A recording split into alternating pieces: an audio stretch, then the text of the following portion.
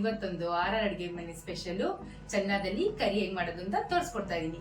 ಬನ್ನಿ ಹೆಂಗ್ ಮಾಡೋದು ನೋಡೋಣ. ನಮ್ಮ ಚಾನಲ್ನ ಫಸ್ಟ್ ಟೈಮ್ ನೋಡ್ತಿರೋರು ಸಬ್ಸ್ಕ್ರೈಬ್ ಮಾಡೋದು ಮರಿಬೇಡಿ. ಲೈಕ್ ಮಾಡಿ, ಶೇರ್ ಮಾಡಿ, ಕಮೆಂಟ್ ಮಾಡಿ.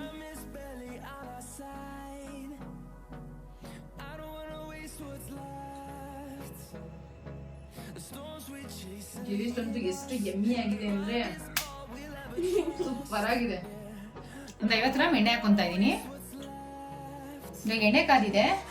8ರಿಂದ 10 ಬೆಳ್ಳುಳ್ಳಿ ಕಟ್ ಮಾಡಿ ಇಟ್ಕೊಂಡಿದೀನಿ, ಅದನ್ನ ಹಾಕೋತಾ ಇದೀನಿ. ಒಂದು ಅರ್ಧ ಇಂಚು ಶುಂಠಿ ಸೌದಿಟ್ಕೊಂಡಿದೀನಿ, ಅದನ್ನ ಹಾಕೋತಾ ಇದೀನಿ. 4 ಹಸಿಮೆಣಸಿನಕಾಯಿ ಸೀಸ್ ಇಟ್ಕೊಂಡಿದೀನಿ, ಅದನ್ನ ಹಾಕೋತಾ ಇದೀನಿ. ಇದೊಂಚೂರು ಎಣ್ಣೆಲಿ ಫ್ರೈ ಆಗಬೇಕು ನೋಡಿ. ಇಷ್ಟು ಫ್ರೈ ಆದ್ಮೇಲೆ ಒಂದು ದಪ್ಪ ಈರುಳ್ಳಿ ಕಟ್ ಮಾಡ್ಕೊಂಡಿದ್ದೀನಿ ಸಣ್ಣಕ್ಕೆ, ಅದನ್ನು ಹಾಕೊತಾ ಇದೀನಿ.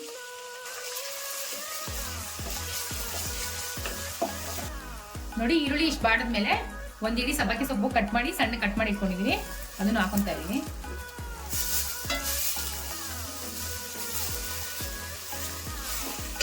ನೋಡಿ ಸೊಪ್ಪು ಇಷ್ಟು ಬಾಡಿದ್ಮೇಲೆ ಒಂದು ಅರ್ಧ ಟೇಬಲ್ ಸ್ಪೂನು ಅರಿಶಿನ ಹಾಕೊತಾ ಇದೀನಿ. 1 tablespoon garam masala, 1 tablespoon chilli powder, 1 tablespoon ಜೀರಾ ಪೌಡರ್, 1 ಟೇಬಲ್ ಸ್ಪೂನ್ ಧನಿಯಾ ಪೌಡರ್. ಇಷ್ಟನ್ನು ಹಸಿ ವಾಸನೆ ಹೋಗೋದು ಚೂರು ಫ್ರೈ ಮಾಡ್ಕೋಬೇಕು. ರುಚಿಗೆ ತಕ್ಕಷ್ಟು ಉಪ್ಪು ಹಾಕೊತಾ ಇದೀನಿ.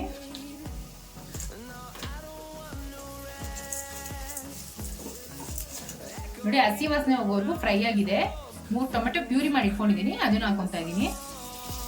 3/4 ಕಪ್ ಅಷ್ಟು ಕೊಕೊನಟ್ ಕ್ರೀಮು ಹಾಕೊತಾ ಇದೀನಿ.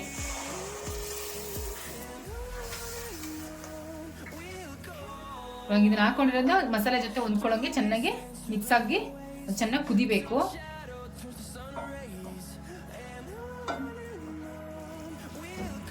ನೋಡಿ ಈ ತರ ಎಣ್ಣೆ ಬಿಡೋ ತನಕ ಕುದಿಸ್ಕೋಬೇಕು. ಇವಾಗ ಕಾಬೂಲ್ ಕಡಲೆನ ನಾನು ನೆನ್ಸಿಟ್ಕೊಂಡಿದೀನಿ, ಅದನ್ನ ಬೇಯಿಸಿಟ್ಕೊಂಡಿದೀನಿ. ಇವಾಗ ಅದನ್ನ ಹಾಕೊಂತಾ ಇದೀನಿ.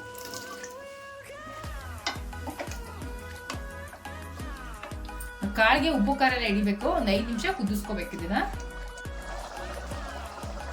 ಮಸಾಲೆ ಎಲ್ಲ ಕಾಳು ಜೊತೆ ತುಂಬಾ ಚೆನ್ನಾಗಿ ಹೊಂದ್ಕೊಂಡಿದೆ. ಇವಾಗ ಸ್ಟವ್ ಆಫ್ ಮಾಡ್ಕೊಂಡ್ಬೇಡ.